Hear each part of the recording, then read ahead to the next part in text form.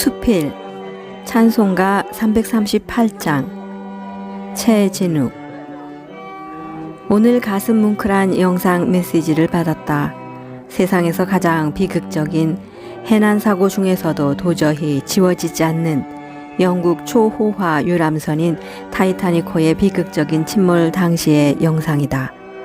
침몰 직전 갑판까지 물이 차올라 배는 기울어지는데 유람선의 웰레스 악단 연주자가 바이올린을 들었다. 구명보트가 부족해서 탈출하지 못한 수많은 사람들이 결사적으로 탈출을 시도하느라 뒤엉키고 굴러 떨어지는 아수라장 가운데서 악단의 멤버들은 탈출을 포기하고 찬송가 338장 네 줄을 가까이를 연주하기 시작했다.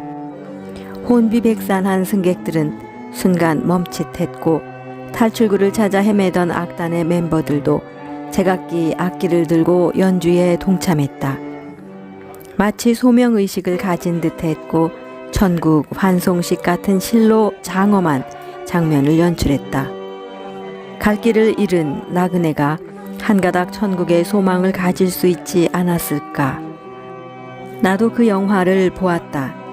그 당시 남편을 내가 알지 못하는 머나먼 곳으로 떠나보낸 후 이 세상에서 나보다 더 슬픈 사람은 아무도 없다고 생각하던 때였다.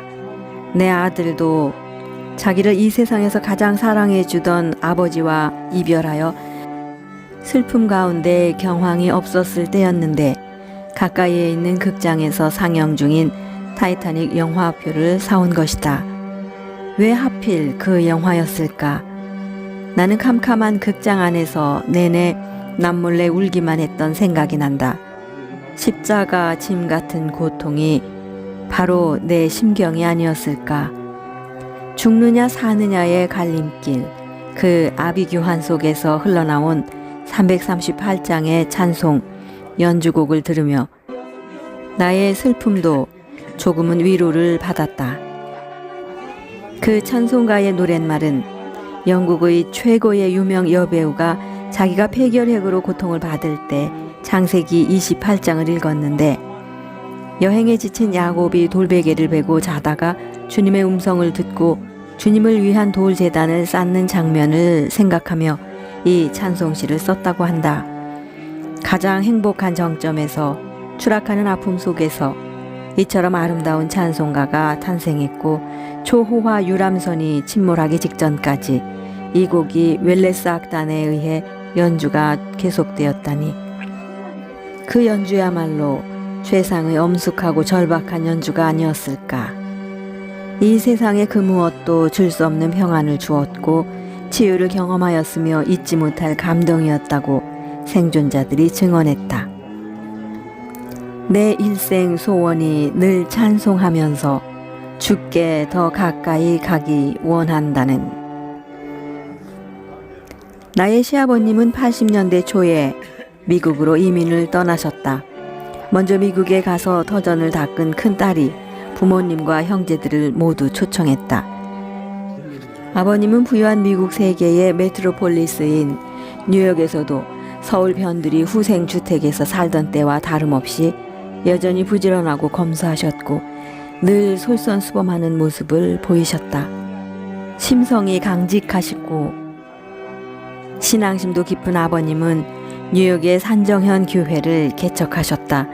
아버님의 인생 철학이 되신 평양 산정현 교회의 주기철 목사님의 순교 사상과 그 교회 장로님이셨던 조만식 선생님의 애국정신을 조국을 떠나 살고 있는 이민 2세, 3세에게 가르치고 전하는 것이 아버님 삶의 목표였고 그 일에 혼신의 힘을 다하셨다. 그런 이유 때문일까? 아버님은 20만 교포가 살고 있는 뉴욕에서 레이건 대통령으로부터 성공한 이민자에게 주는 장한 어버이상을 수상하셨다. 언제나 솔선수범하는 삶, 관용을 베푸는 넓은 마음으로 교민의 어려움을 보듬고 도움을 주셨다.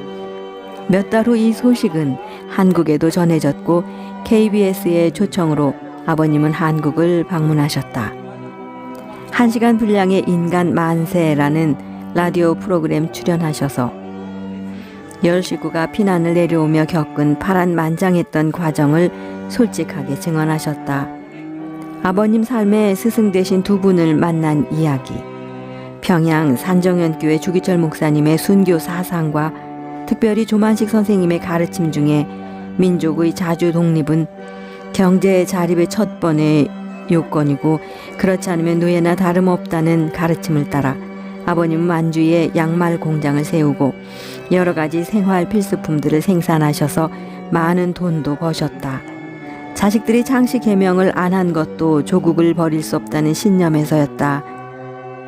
평양역 근처에 땅을 사셨는데 그곳에 서평양 역사가 생겨 땅값이 100배로 치솟았다고 하셨다.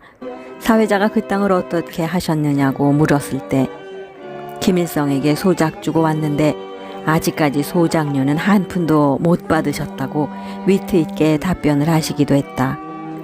이민 생활에서의 갖가지 웃음이 피어오르고 눈물도 나는 에피소드를 소개하시고 프로그램 말미에 좋아하는 찬송가를 불러달라는 사회자의 요청에 찬송가 338장을 부르셨다. 2절은 미국에서 어머님이 부른 것으로 오버랩 되면서 방송은 끝났지만 그날 아버님의 크신 하나님을 향한 사랑과 은혜에 대한 간증은 더 깊은 울림을 주었다. 이 찬송가에 얽힌 또 하나의 감동 스토리가 있다. 가장 친한 친구 어머님의 임종 때의 일이다. 어머님은 2명의 아들을 모두 외국 유학을 보냈는데 어머님이 위독하다는 소식을 접하고 급하게 유럽과 미주에서 2 아들이 귀국하여 그동안 쌓인 회포도 풀 사이 없이 며칠 후 어머님은 임종하셨다.